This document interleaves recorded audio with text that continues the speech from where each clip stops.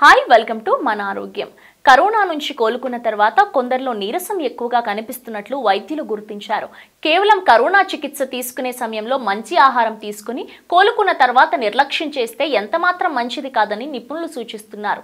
Corona నుంచి పూర్తిగా కోలుకున్న తర్వాత కూడా ఆహారం విషయంలో జాగ్రత్తలు తీసుకోవాలని చెప్తున్నారు. మరి కరోనాను జయించిన వారు ఆరోగ్యాన్ని కాపాడుకోవటానికి తీసుకోవాల్సిన కొన్ని జాగ్రత్తల గురించి ఇప్పుడు తెలుసుకుందాం.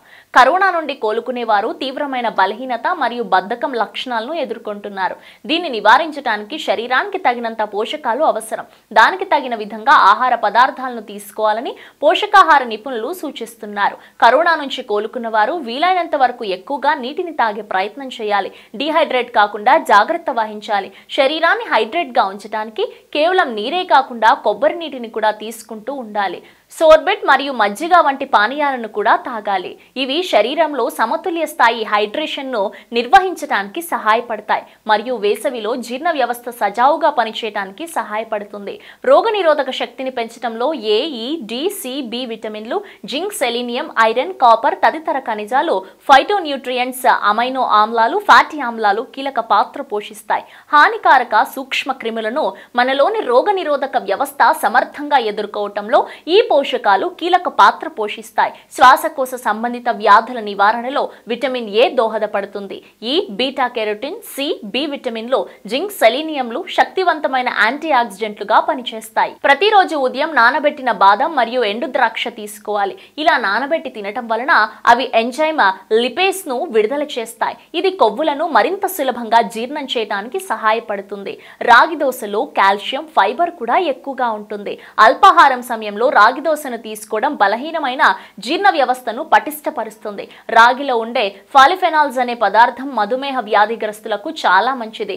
రాగి గంజిని తరచూ తాగితే అందులోని కాల్షియం మరియు భాస్వరం ఎముకల ఆరోగ్యాన్ని మెరుగుపరుస్తాయి. ఇందులో ఐరన్ కూడా ఎక్కువగా ఉంటుంది. ఇది శరీర జీవక్రియను మెరుగుపరచడానికి మరియు ఎర్ర రక్త కణాల సంఖ్యను పెంచడానికి సహాయపడుతుంది. ప్రతిరోజు భోజనం తర్వాత కొద్దిగా బెల్లం, నెయ్యి తీసుకుంటూ ఉండాలి.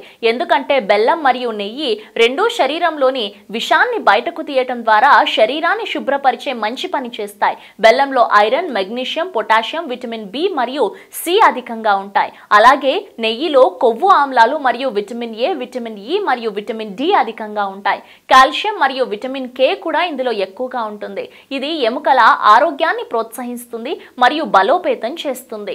రాత్రి భోజనం చేయటం మంచిది. ఎందుకంటే ఇది శరీరానికి 10 అమైనో ఆమ్లాలను అందించే సూపర్ ఫుడ్. ఇది పూర్తి ప్రోటీన్ అధికంగా ఉండే ఆహారం. నమలడం అలాగే కూరగాయలతో కలిపినప్పుడు శరీరానికి అవసరమైన ఫైబర్ మరియు యాంటీ ఆక్సిడెంట్లు లభిస్తాయి. మరియు మీరు దీనికి 1 టీ స్పూన్ నెయ్యిని జోడిస్తే అది శరీరానికి ఆరోగ్యకరమైన కొవ్వులను అందిస్తుంది. ప్రధానంగా పండ్లు, కూరగాయలు, ఆకుకూరలు, కాయలు, తృణధాన్యాలు, దుంపలు, పాల ఉత్పత్తుల్లో విటమిన్లు, ఖనిజాలు, ఫైటోన్యూట్రియంట్లు సమృద్ధిగా దొరుకుతాయి. తాజా పండ్లు, కూరగాయలు ఎక్కువగా తినాలి. తృణధాన్యాలను ఆహారంలో భాగంగా చేసుకుంటే మంచిది. స్థానికంగా పండే ధాన్యాలు, ఆయా సీజన్లలో దొరికే పండ్లలో ఈ పోషకాలు లభిస్తాయి. వీటిని పాటిస్తూ ధూమపానాలకు దూరంగా ఉండాలి. సాధ్యమైనంత వరకు మనసు ప్రశాంతత చేకూర్చే విధంగా మన చుట్టుపక్కల వాతావరణాన్ని ఏర్పాటు చేసుకుంటే త్వరగా కోలుకోవచ్చని ఆరోగ్య నిపుణులు సూచిస్తున్నారు. ఆరోగ్యవంతమైన జీవితం కోసం మనం పాటించాలి కొన్ని నియమాలని. చిన్ని చిన్ని చిట్కాలతో చింతలేని జీవితాన్ని